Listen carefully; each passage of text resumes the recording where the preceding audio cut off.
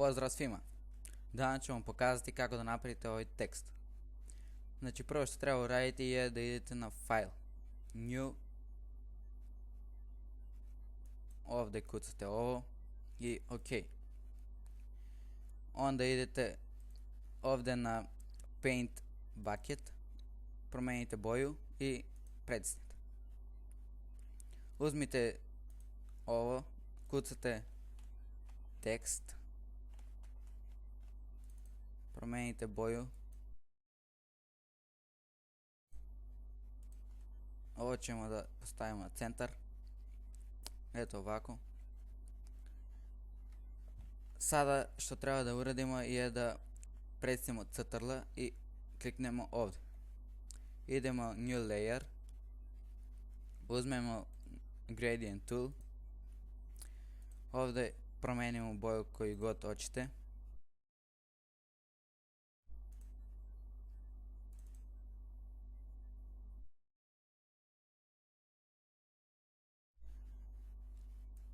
I obojite ovo.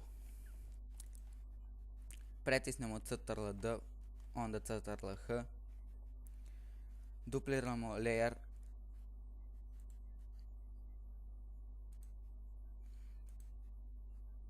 Onda idemo ovdje i dodamo još jedan layer. Ovaj tekst obrišemo. Sada na layer 2 kliknemo.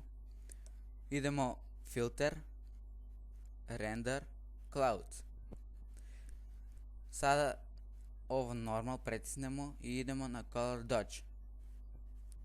Eto, dobili smo ono što smo htjeli. Idemo na layer 1, copy, filter, blur, Gaussian blur. Ovdje postavimo na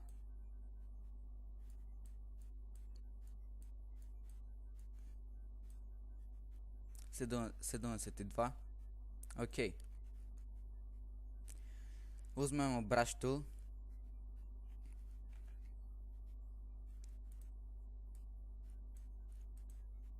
I sada samo ovako, izvinite, idemo na layer 2.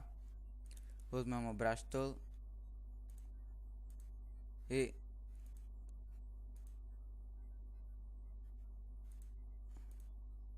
kliknemo ovako.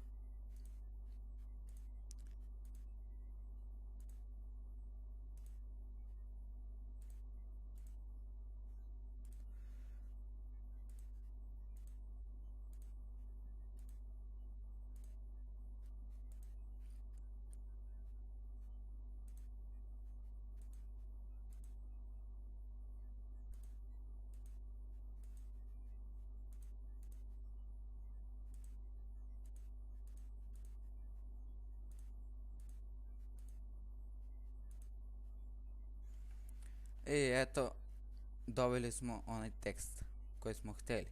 Hvala na gledanju.